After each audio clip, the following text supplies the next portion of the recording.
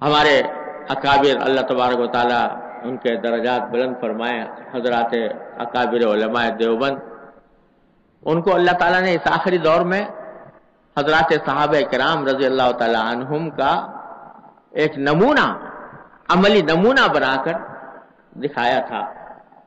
حضرت علی رضی اللہ تعالیٰ عنہ کا یہ واقعہ مشہور ہے کہ ایک مرتبہ ایک یہودی نے حضرت علی رضی اللہ تعالیٰ عنہ کے سامنے حضور اقدس صلی اللہ علیہ وسلم کی شان میں کوئی گستاخی کی۔ حضرت علی کہاں سن سکتے تھے؟ انہوں نے اس کے اوپر حملہ کر کے یہودی پر اور اس کو زمین پر گرا دیا اور اس کی سینے پر سوار ہو گیا۔ تو کھسیانی بلی کھمبا نوچے، اب وہ کوئی اور تو بس چلا نہیں اس کو، تو یہودی نے حضرت علی کے منہ پر تھوک دیا، الیاذ باللہ۔ تو روایت یہ ہے کہ حضرت علی رضی اللہ عنہ نے کے منہ پر جو ہی تھوکا فوراً اٹھ کے کھڑے ہو گئے اور چھوڑ دیا اس کو۔ کسی نے کہا کہ حضرت یہ تو اس نے اب تو اور زیادہ اس نے بری حرکت کی تھی کہ آپ کے منہ پر تھوک دیا، تو اس موقع پر تو اس کو اور زیادہ سزا دینی چاہیے تھی، آپ کیوں اٹھ کے کھڑے ہو گئے؟ تو حضرت علی رضی اللہ عنہ نے جواب دیا کہ پہلے میں نے جو اس کو گرایا تھا یا اس کے اوپر جو میں نے حملہ کیا تھا، یہ در حقیقت حضور اقدس نبی کریم سرور دو عالم صلی اللہ علیہ وسلم کی شان میں گستاخی کی وجہ سے کیا تھا، اس نیت سے کیا تھا کہ اس نے حضور کی شان میں گستاخی کی ہے تو اس کی سزا اس کو میں نے دینی چاہیے تھی۔ اب جب اس نے میرے منہ پر تھوک دیا، اب اگر میں اس کو اور زیادہ سزا دیتا تو یہ اپنی خاطر ہوتا، اپنی توہین کی خاطر کی، میری توہین کی ہے، اور میں اپنی توہین کا بدلہ لینے کے لیے کوئی کام نہیں کرنا چاہتا، اس لیے اٹھ کے کھڑے ہو گئے۔ یہ وقافاً عند حدود اللہ، اللہ تبارک و تعالیٰ کے حدود کے آگے کھڑے ہو جانے والے کہ اپنے کام کو چھوڑ کر کھڑے ہو گئے، اس لیے کہ اب یہ اللہ کے لیے نہ ہوگا، یہ حضور اقدس صلی اللہ علیہ وسلم کے لیے نہیں ہوگا، بلکہ اپنی ذات کے لیے بدلہ لینا ہوگا جو میں پسند نہیں کرتا۔ تو ہمارے حضرات حضرت شیخ الہند قدس اللہ تعالیٰ سرہ کا یہ واقعہ ریکارڈ پر ہے، حضرت کے سوانے میں بھی لکھا ہوا ہے کہ حضرت حکیم الامت مولانا اشرف علی صاحب تھانوی رحمۃ اللہ علیہ ایک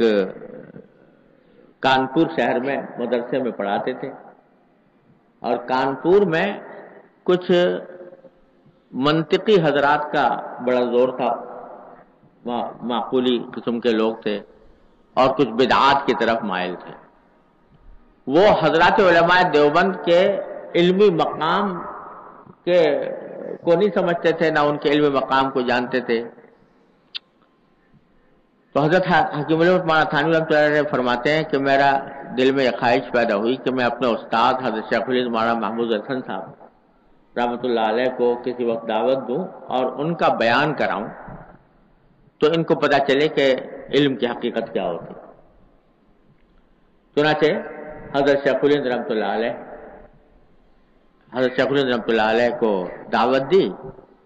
اور محفل منعقد کی، اور اس میں ان حضرات کو بھی دعوت دی آنے کی۔ تو حضرت فرماتے ہیں کہ جب حضرت نے بیان شروع کیا تو میں نے دیکھا کہ وہ حضرات جن کو دکھانا مقصود تھا وہ مجلس میں موجود نہیں تھے، تو میں پہلو بدل رہا تھا کہ کسی طرح وہ آ جائیں، حضرت کا بیان سنیں۔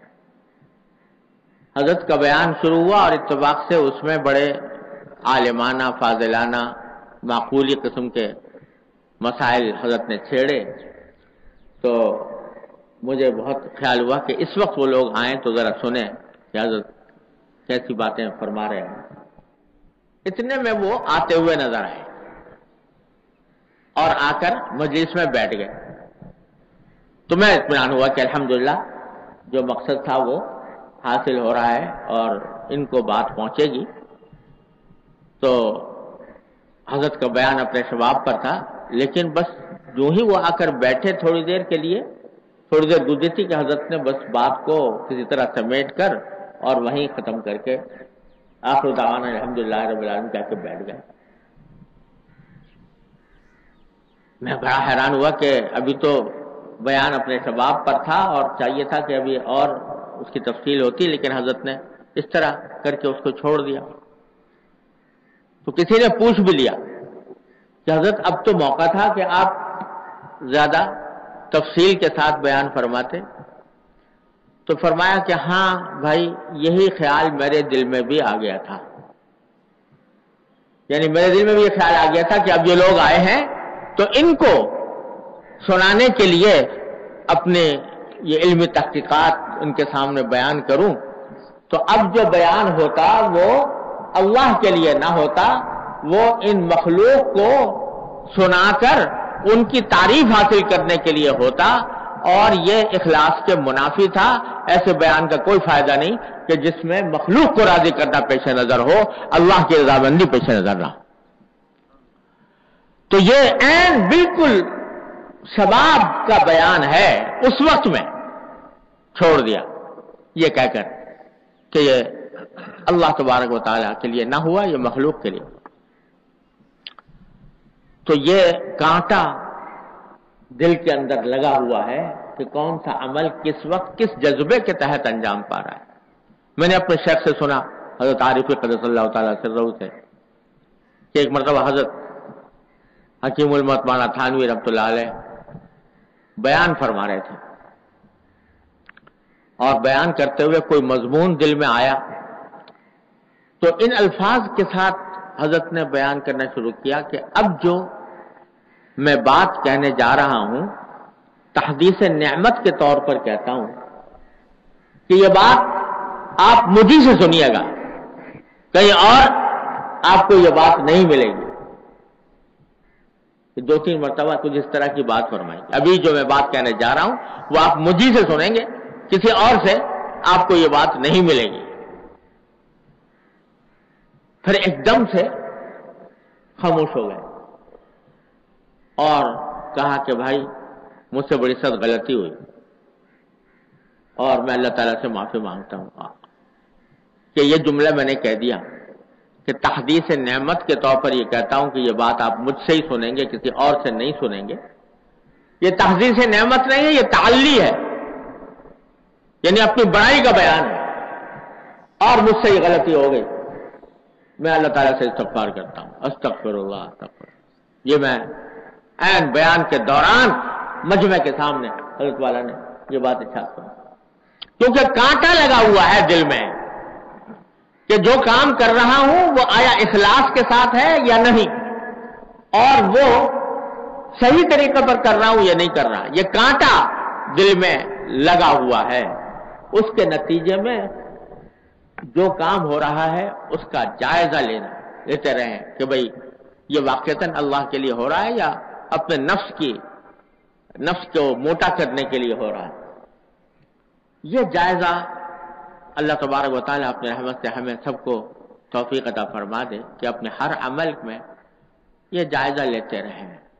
اور یہ چیز مشق سے اور بزرگوں کی صحبت سے حاصل ہوتی ہے۔ کہنے کو تو میں نے بھی کہہ دیا اور سننے کو آپ نے بھی سن لیا، لیکن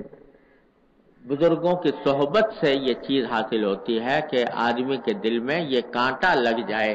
کہ میں جو کام کرنے جا رہا ہوں وہ اللہ کے لیے ہو، کسی اور کسی مخلوق